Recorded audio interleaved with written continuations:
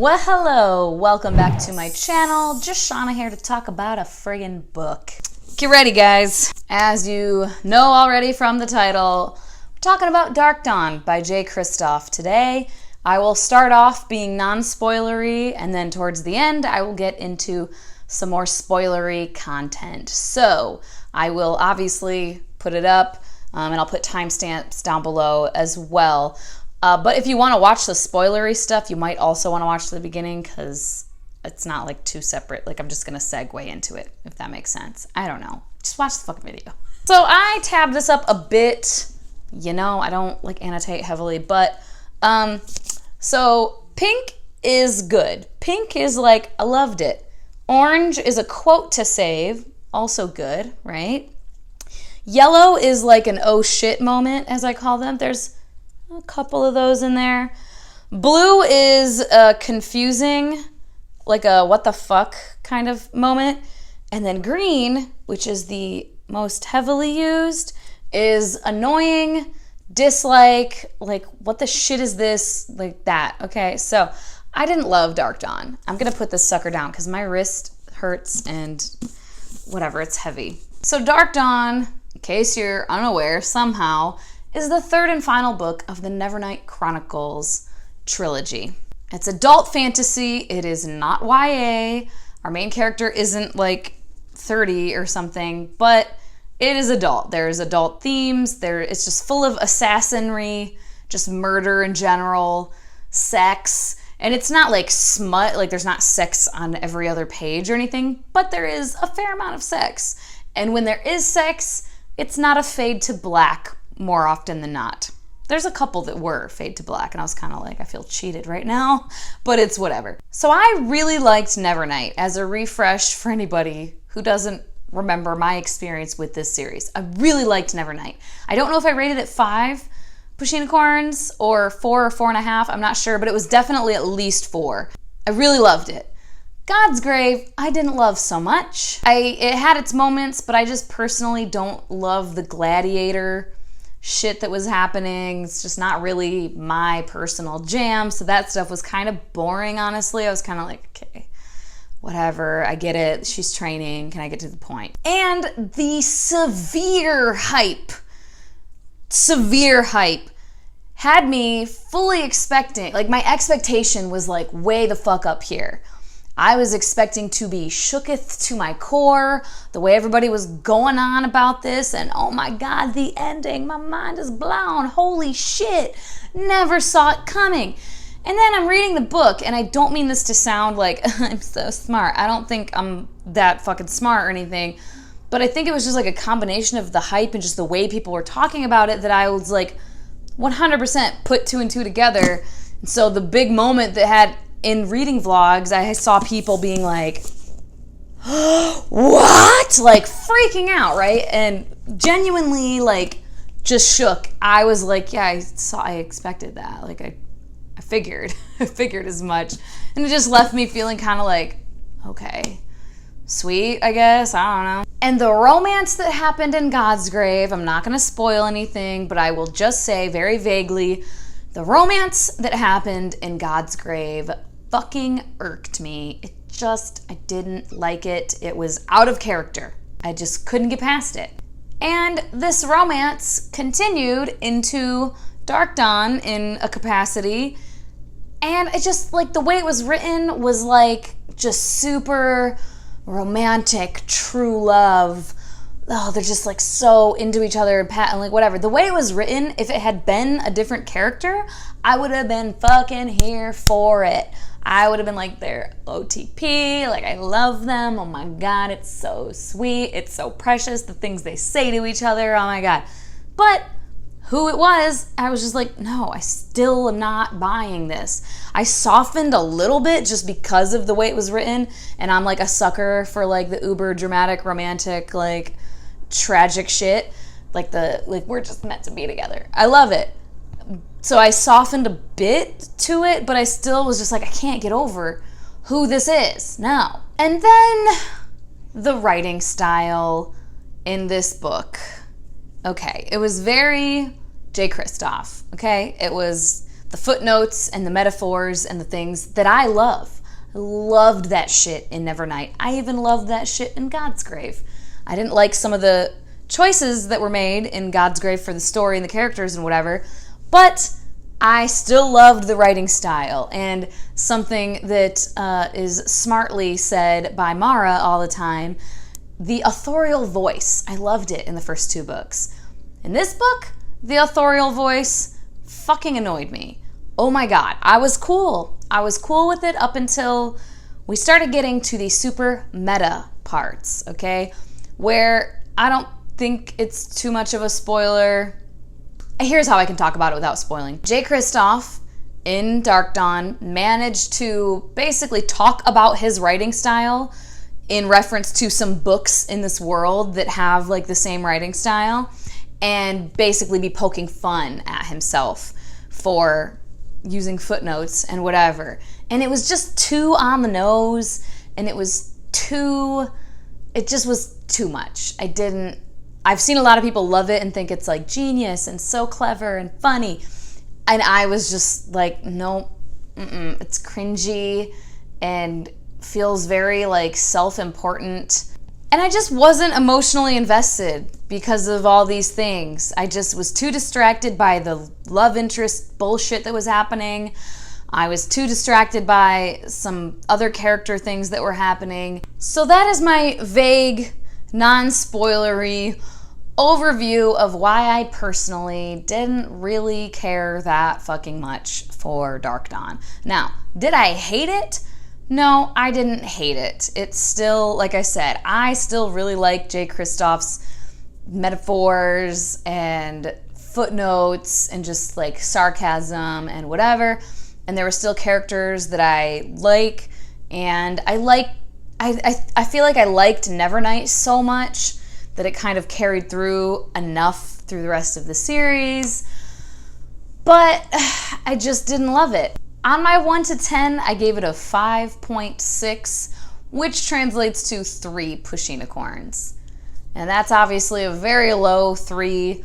My 3 starts at 5.1, so that's a pretty low 3-star rating for me. And so now I will get into a little bit more spoilery shit. This is the spoilery part. I'm gonna put it on the fucking screen too, so you can see it. If you're like not looking at the screen and you're just listening, I'm telling you, again, spoilers are oncoming. So, first things first, I'm the realist. I'm just kidding.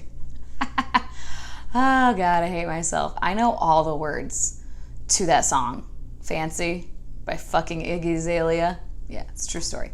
Anyway, first things first, Ash. Just fucking no, I don't care. Hey. Okay, where was I? Oh yeah, Ash. So I just can't with Ashlyn at all. I have no issues whatsoever with the fact that she's a woman. Sign me up for all the lesbian shit. But like, why her? Why did it have to be her? It's so incredibly out of character for Mia to be that forgiving. Her whole character, her whole identity is murder and vengeance. And then she's gonna be in a relationship with the person who killed her first love? What? Absolutely not. And even her being in like this emotional whatever, her being in that state to me would mean that she would kill Ashlyn on sight, not get into a relationship with her.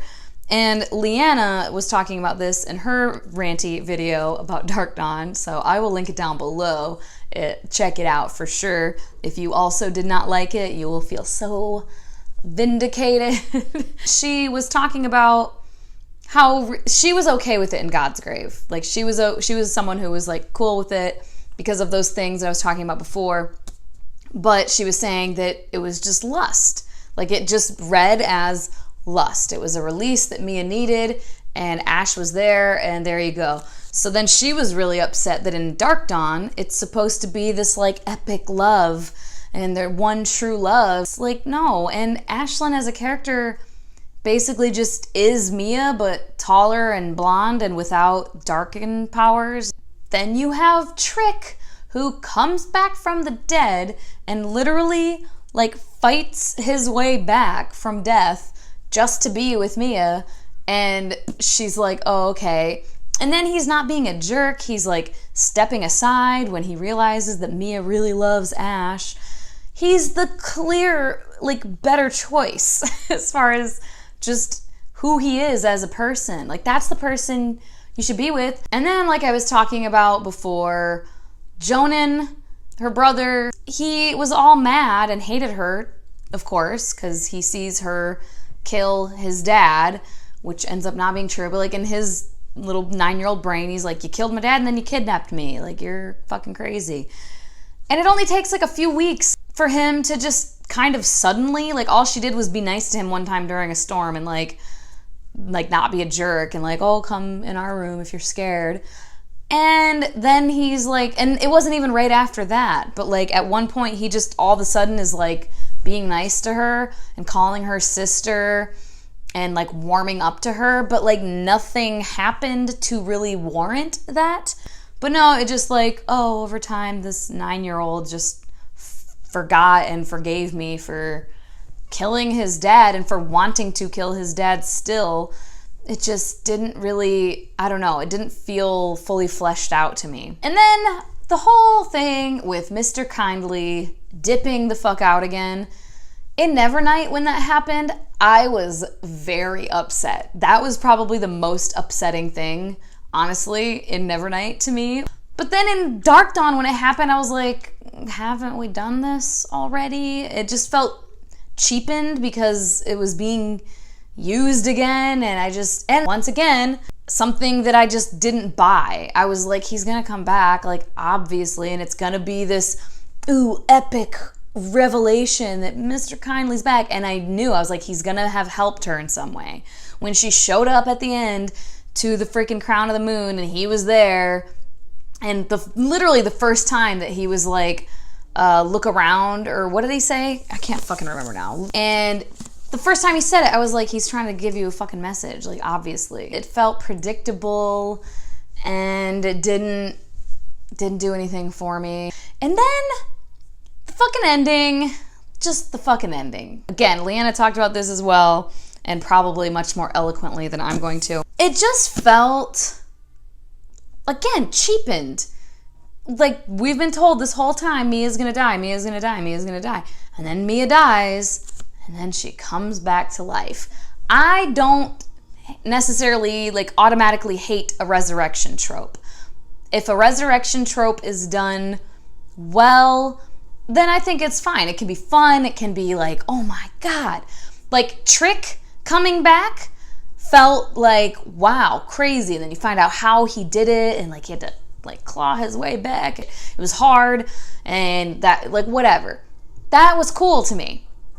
But then Ashlyn dies, and I didn't fucking care. I was like, okay, whatever. She's, refrigerator, shut up. Can we not?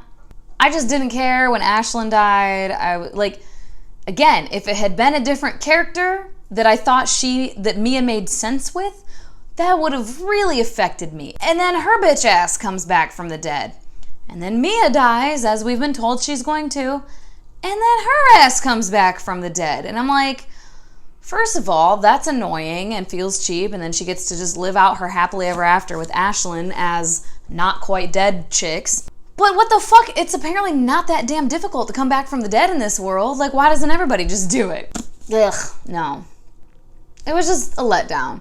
Again, I said my rating for it. I didn't hate it, but it was definitely a low. Like, for me, 3 stars is like, okay. And usually when I'm giving a book 3 stars, more often than not, it's kind of on the higher end. It's pushed into a 3.5, but this was pushed into a 2.5, honestly. Right on page 31 is when the meta bullshit starts. When they find a book, Mercurio finds the book, and he says, Nevernight, he muttered. Stupid name for a book. Makes for interesting reading, Alias said. And then caveat emptor. People often shit themselves when they die. They're blah, blah, blah. The first lines of Nevernight. And then he's like, flip through a few more pages. It has footnotes. What kind of wanker writes a novel with footnotes? And right there, I was just kind of annoyed. I was just like, what the fuck? And then they find God's grave.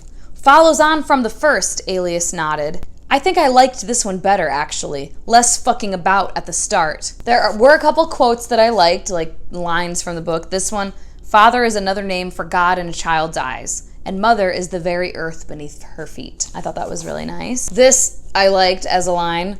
You know what they say, what doesn't kill me had better fucking run.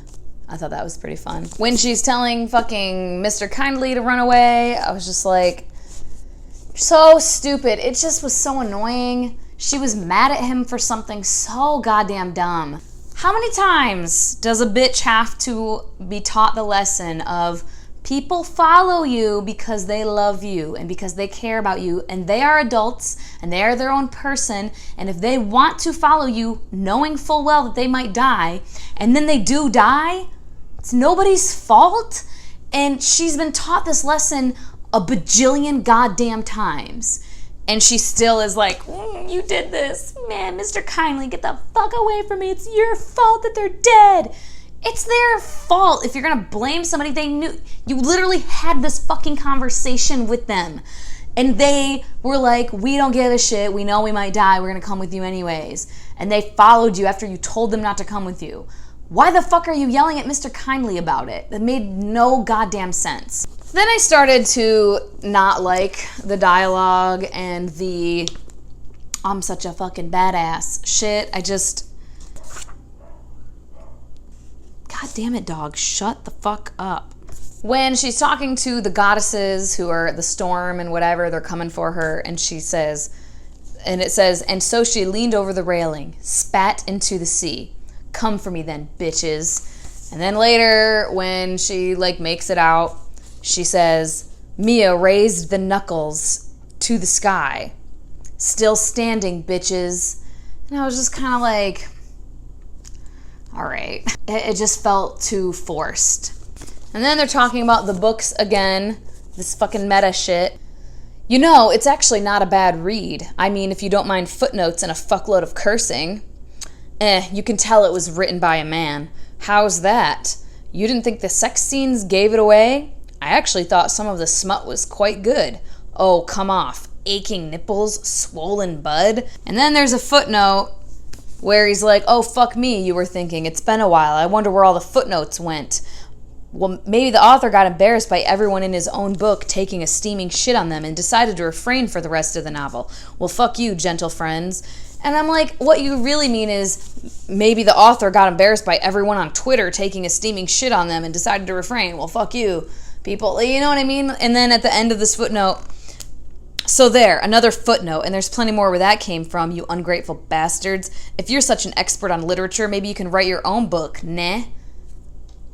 I'm like, okay, fuck off. You know what I'm saying? Does anybody agree with me that that's just too much? Just write a fucking letter to your readers next time instead of just inserting yourself into your book like that. Those are my issues with it. I didn't hate it. Clearly, there were a couple things that I was like, I liked that. Some lines I liked. There were a couple moments that had me being like, oh shit. So that was cool, but it just wasn't on the level of Nevernight. Definitely let me know in the comments if you felt similarly to me or if you're shaking with rage right now because you loved it so much. There's a lot of people really fucking raving about this book. So yeah, I'm not one of them, sorry. That is all for now. As always, thank you so much for your time. Hope that you guys have a wonderful day, and I will talk to you later. Bye-bye.